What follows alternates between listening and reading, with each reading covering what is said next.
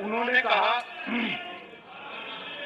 कहा कि 3 देशों को ही क्यों ले रहे, चीन को क्यों नहीं ले रहे, नेपाल को क्यों नहीं ले रहे, आप लंका को क्यों नहीं ले रहे, म्यांमार को क्यों नहीं ले रहे।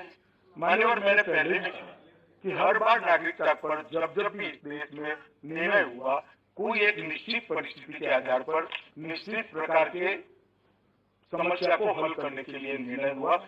ये अभी बांग्लादेश, पाकिस्तान और अफगानिस्तान से जो रिलीजियस माइनॉरिटी आई है इसके लिए निर्णय है, इसलिए किसी के साथ उसका सवाल नहीं है।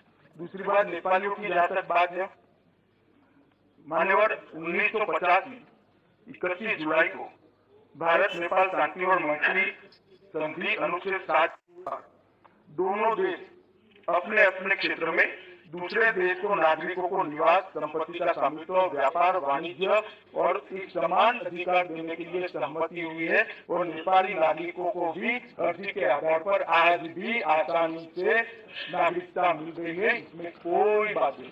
उनको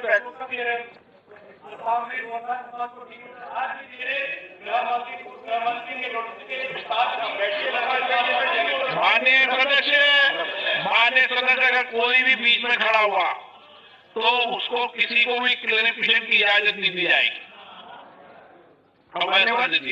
नेपाल के नागरिकों को आज के कानून से भी नागरिकता लेने में कोई तकलीफ नहीं। मान्यवर ओवैसी साहब ने अभी कहा कि एनआरसी का बैकग्राउंड बना रहे हैं। एनआरसी का कोई बैकग्राउंड बनाने की जरूरत नहीं है। हम इस पर बिल्कुल साफ है कि इस देश में एनआरसी होकर रहे, कोई बैकग्राउंड बनाने की जरूरत नहीं। बैकग्राउंड है ही हमारा घोषणा पत्र ही बैकग्राउंड।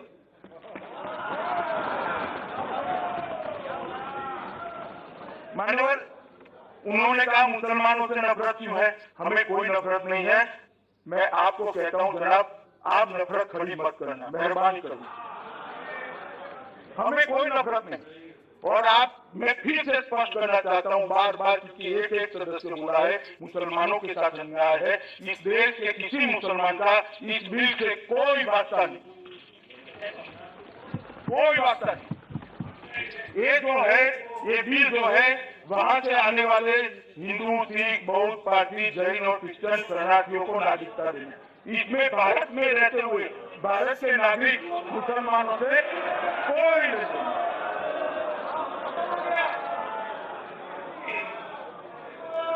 और मान्यवर,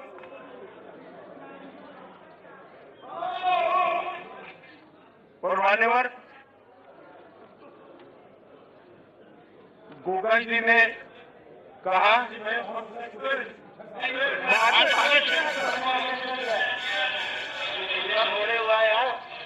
मान्यवर गोगाई जी ने कहा कि सारे नॉर्थ ईस्ट के राज्य चिंता में, मगर शायद उन्होंने बाद में भाषण सुन लिए। सारे से सारे नॉर्थ ईस्ट के राज्यों ने इस बिल का समर्थन किया है और समर्थन में वोट करने के लिए बात की। सिक्किम के एमपी खड़े होकर उन्होंने कहा, मैंने उनको व्यक्तिगत भी बुलाकर कहा और मैं अभी भी उनको कहता हूं कि आपके कोई कानून में इससे दखल नहीं होती है। 31F आपको अच्छी तरह से प्रोटेक्ट करता है और सीएबी के सारे रूल्स जब तक आपकी असेंबली ओके नहीं करती, 371F आपको प्रोटेक्ट करता है, इसलिए आपको भी चिंता करनी चाहिए। और फिर से मैं, क्योंकि नॉर्थ ईस्ट में बहुत सारे लोग मान्यवर भ्रांति फैलाने की चेष्टा कर रहे हैं, इसलिए मैं फिर से कह रहा हूं, पूरा अरुणाचल, तमिलगांव जी सुन लीजिएगा, पूरा अरुणाचल इनर लाइन परमिट से प्रोटेक्टेड है। अरुणाचल को चिंता करने की कोई जरूरत नहीं। पूरा मिजोरम, एमपी साहब सुन लीजिएगा और मिजोरम वाले भी सुन ले टीवी पर, पूरा मिजोरम इनर लाइन परमिट से प्रोटेक्टेड है, किसी को चिंता करनी चाहिए। मान्यवर, पूरा नागालैंड इनर लाइन परमिट से दीमापुर के छोटे से हिस्से को बात कर पूरा प्रोटेक्टेड है, पूरे नागालैंड को चिंता करने की जरूरत है। मणिपुर आज प्रोटेक्टेड नहीं है, मगर हम एक बिल तभी नोटिफाई करेंगे जब मणिपुर को इनर लाइन परमिशन दे दिया जाएगा। त्रिपुरा के अंदर भी त्रिपुरा ट्राइबल एडीसी क्षेत्र में सीएबी लागू नहीं होगा और एक हाई लेवल कमेटी ट्राइबल समुदाय के हितों की रक्षा के लिए जो बनाई थी उसको और विस्तृत कर उनके सारे हितों की चिंता भारतीय जनता पार्टी की नरेंद्र मोदी सरकार करेगी। मेघालय लगभग पूरा थोड़ा हिस्सा छोड़कर 6 शेड्यूल के प्रावधानों के अंदर कैब के बाहर है। मेघालय को भी चिंता करने की। आसाम समझौते के अंदर 1985 से समझौता हुआ मान्यवर कांग्रेस ने क्लॉज 6 को कभी नहीं अमल में लाने की चेष्टा की। हमने क्लॉज 6 के अंदर कमेटी बना दी है। आसाम के लोगों को ही कमेटी है, वो स्पीड से अपना काम कर रही है, जो आसाम के मूल निवासियों के सभी अधिकारों की, उनकी भाषा की, उनके साहित्य की, इनकी बोली की, इनके पॉलिटिकल रिजर्वेशन की, इस सब चीजों की चिंता करेगी और वो कमेटी जल्द ही अपना रिपोर्ट देगी। तो आसाम को भी चिंता करने की जरूरत है। बीटीसी, कार्बी आंगलोंग, दीमा हटाओ एडीसी सीएबी के बाहर है और आसाम के 6 समुदाय के लिए भी सुबह मैंने कहा इस प्रकार से हम अलग से विचार कर रहे हैं। मान्यवर, इन्होंने एक बात जो स्टेटमेंट किया इसको मैं जरूर क्लियर करना चाहूंगा कि एनआरसी के अंदर गोरखा, पंजाबी, बिहारी, मारवाड़ी जो नॉर्थ ईस्ट के रहते हैं वो लोग बाहर हो जाएंगे। ये सत्य नहीं। इस स्टेटमेंट बताता हूँ भाई, आप बैठ जाओ ना।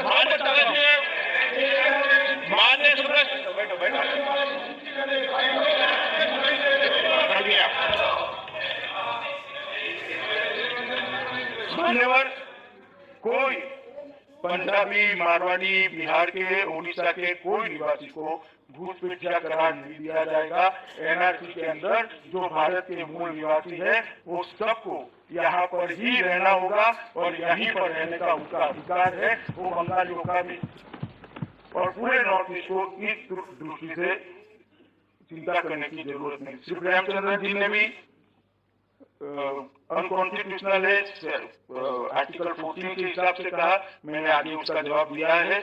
उन्होंने कहा सब माइनॉरिटी को देते हो तो मुस्लिम को क्यों नहीं?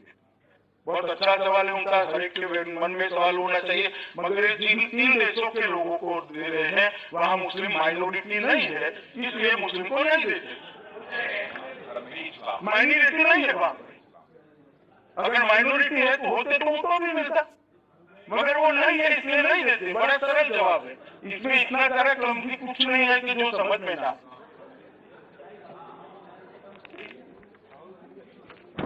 शशि थरूर जी ने कहा कि धर्म के आधार पर नागरिकता नहीं देनी चाहिए। शशि थरूर जी कांग्रेस के शासन में जितनी बार भी आजादी के बाद सारे शरणार्थियों को नागरिकता दिया वो धर्म के आधार पर ही दिया था। मेरी बात सुन लीजिए, क्योंकि विभाजन ही धर्म के आधार पर हुआ। तो सारे जो शरणार्थी आए थे वो हिंदू, ज्यादातर हिंदू और सिख थे, बहुत जैन पारसी भी थे, थोड़े बहुत क्रिश्चियन भी। तो सबको पहली बार सबसे पहले अगर किसी ने नागरिकता देने का काम किया तो श्री जवाहरलाल नेहरू के नेतृत्व में आपकी और देश का विभाजन भी धर्म के आधार पर हुआ था। और मैं आज भी कहना चाहता हूँ, नेहरू लियाकत समझौता अगर स्पिरिट के साथ लागू होता, वहाँ से अफगानिस्तान के, पाकिस्तान के सिखों के धर्म की, परिवारों की सुरक्षा होती, हिंदुओं की होती, बौद्धों की होती, क्रिश्चियनों की होती, पारसियों की होती, बांग्लादेश में भी होती, तो आज उनको यहाँ न आना पड़ता। परंतु नेहरू लियाकत समझौता 1950 में जो हुआ वो काल्पनिक समझौता था, वो फेल हो गया, समय की वास्तविकता पर वो खरा नहीं उतरा और इसके कारण आज नरेंद्र मोदी जी ने ये बिल को लेकर इस सदन के सामने आया। मान्यवर, उन्होंने थोड़ा टोन में कहा कि पीएम कहते हैं कि सरकार का धर्म संविधान है। मैं पूरी गंभीरता के साथ और सदन के अंदर बहुत गंभीरता और विश्वास के साथ देश की जनता को विश्वास दिलाना चाहता हूं कि जब तक नरेंद्र मोदी जी प्रधानमंत्री है, इस सरकार का धर्म और कोई नहीं है, भारत का संविधान ही हमारा धर्म है और भारत के संविधान का आगे। मान्यवर, एक विषय चला कि अभी भी मैं इस बात को थोड़ा एलोब्रेट इसलिए कहना चाहता हूं कि पूरे दिन इस प्रकार से चित्रण किया गया कि हम मुसलमानों के साथ अन्याय कर रहे हैं। मैं फिर से क्लियर करना चाहता हूं कि ये बिल का इस देश में रहने वाले, इस देश के नागरिक मुसलमानों से कोई स्नान सूचक का संबंध नहीं है, उनके साथ कोई अन्याय का सवाल नहीं। परंतु क्यों ये बिल लेकर आना पड़ा, तो मान्यवर मैं आपको बताना चाहता हूं। मैंने जैसे बताया कि जिस प्रकार से लियाकत नेहरू समझौता विफल हुआ, उसके बाद पाकिस्तान के अंदर क्या हुआ। मानव 2014 की एक रिपोर्ट बताती है कि 1000 लड़कियों को जबरन धर्म परिवर्तन किया गया। बादल साहब ने बताया पवित्र नानकना साहिब के ग्रंथी की पुत्री जगजीत कौर को जबरन धर्म परिवर्तन किया गया। हो हल्ला हुआ पूरे दुनिया के अंदर, सिखों ने लड़ाई लड़ी, भारत के लोगों ने लड़ाई लड़ी और बाद में वापिस लाया गया। यूएनएचआरसी के रिपोर्ट के हिसाब से अब सिर्फ 20 ही धार्मिक स्थान अन्य धर्मों के पाकिस्तान के अंदर बचे। मैंने क्या बताता, ये क्या बताता है? और जब इतनी प्रताड़ना ना हो, इतने अत्याचार हो, वहां से कोई शरण में हम उसको शरण न दें क्योंकि वो हिंदू है, क्योंकि वो सिख है।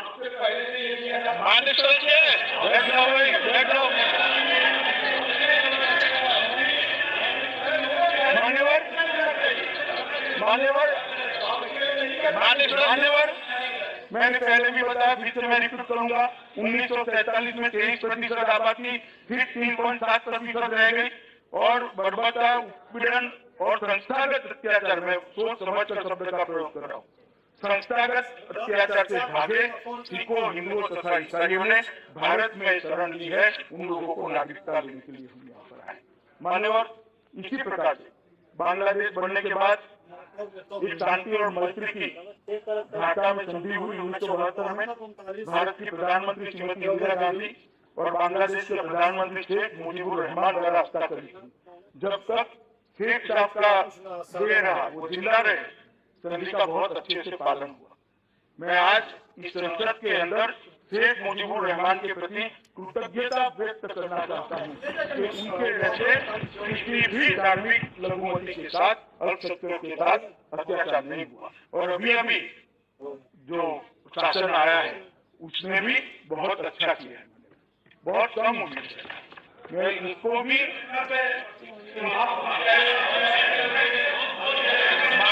प्रॉब्लम क्या आपके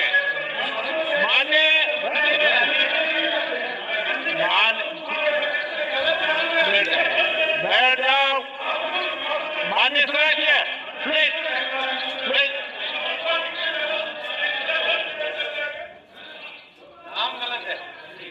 मान्यवर, इनका नाम ही अधीर रंजन है, इसलिए मुझे कोई आपत्ति नहीं। देता हूँ आपका जवाब देंगे ना, मान्य बेटा नहीं मान्यवर, 1975 में बंगबंधु शेख मुजीबुर रहमान की हत्या के बाद वहां पर जो अत्याचार का दौर चालू हुआ, इसने वहां की धार्मिक लघुमतियों की रीढ़ की हड्डी तोड़ दी, इनकी हिम्मत तोड़ी। अधिकतर घटनाएं ऐसी हुई जैसे गोला में एक सुनियोजित हमले में अल्पसंख्यक समुदाय की 200 महिलाओं के साथ सामूहिक बलात्कार किया गया।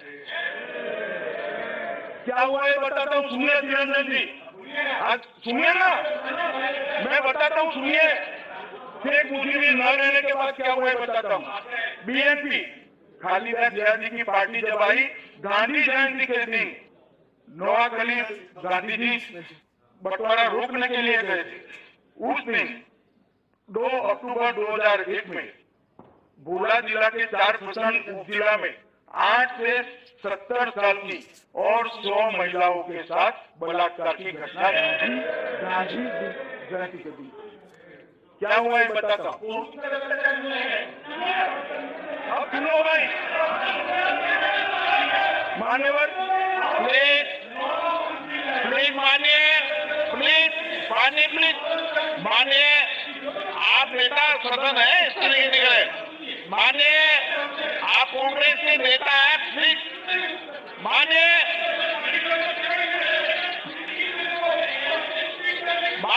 प्लीज प्लीज माननीय प्लीज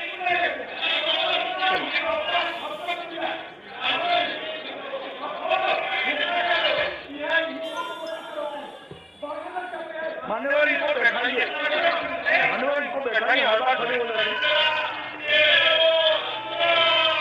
लालमोहन जिला में 1000 परिवारों पर मान्यवर हमला किया। 1000 अल्पसंख्यक परिवारों को हमला किया। करवेला गांव में अक्टूबर 1990 में 300 घरों में आग लगा दी।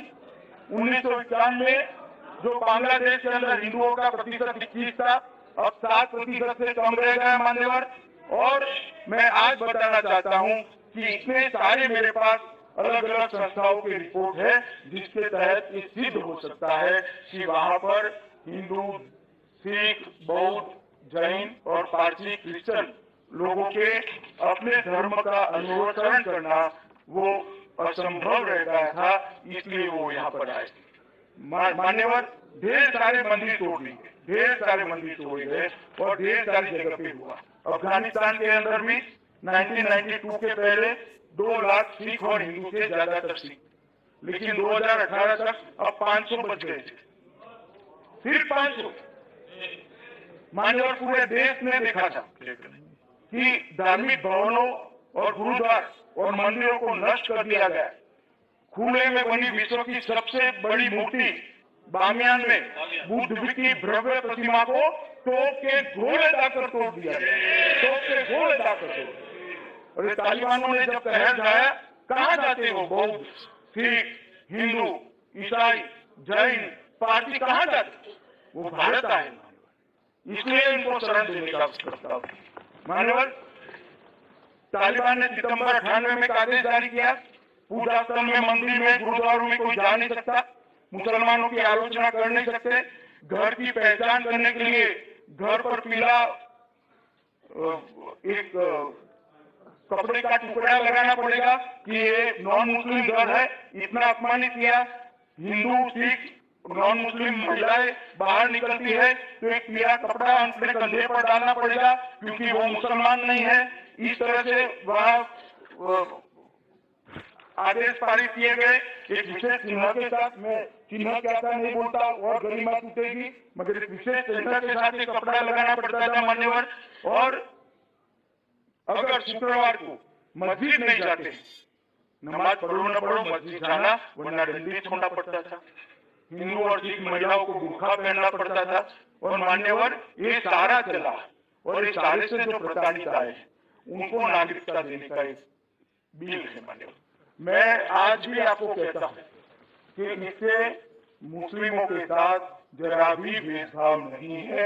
मैं बार बार इसलिए कह रहा हूँ कि ये यहाँ के मुसलमानों को ये बिल से कोई नुकसान नहीं सकता। यहाँ का मुसलमान सम्मान के साथ जी पाएगा, जी आए, आगे भी जीता रहेगा, उसको कोई तकलीफ नहीं होगी। ये भी केवल और केवल वहां से आने वाले ये 6 धार्मिक लघुमतियों के लिए है। और मान्यवर इसमें मुस्लिम का समावेश इसलिए नहीं है कि मुसलमान वहां पर धार्मिक लघुमती नहीं। मुझे बताइए,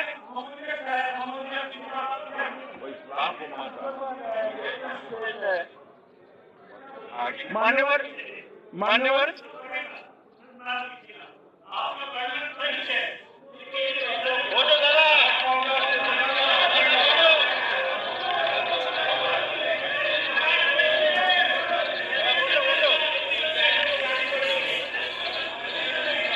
दादा, मान्यवर मैं अंत में फिर से एक बार एक सदन के माध्यम से पूरे देश के सामने स्पष्ट करना चाहता हूं कि शरणार्थी और घुसपैठिए के बीच में मौलिक अंतर है।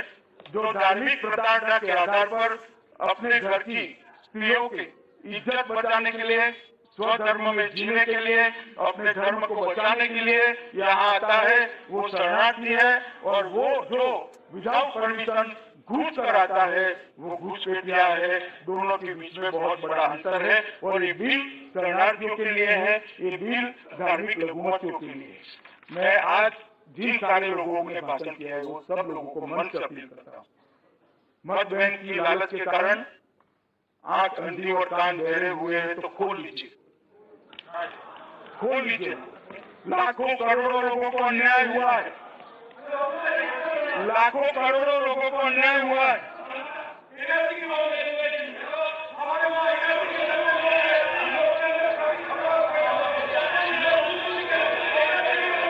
बताता हूँ मान्यवर, लाखों करोड़ों लोग जो नर्क की यातना में जी रहे हैं, 70 साल से उनको नागरिकता नहीं मिली है, वो अपना मकान नहीं ले रहे हैं, उनको नौकरी नहीं मिल रही है, स्वास्थ्य की सुविधाएं नहीं मिल रही हैं, उनको उनके बच्चे को अच्छी शिक्षा नहीं मिल रही है, नौकरी नहीं मिलती है, घर में भूखमरी है, रहने का मकान नहीं है, कोई रोड पर रह रहा है, कोई रेल की पटरियों के पास में जगह पे रह रहा है, कोई वैसे ही घूम रहा है।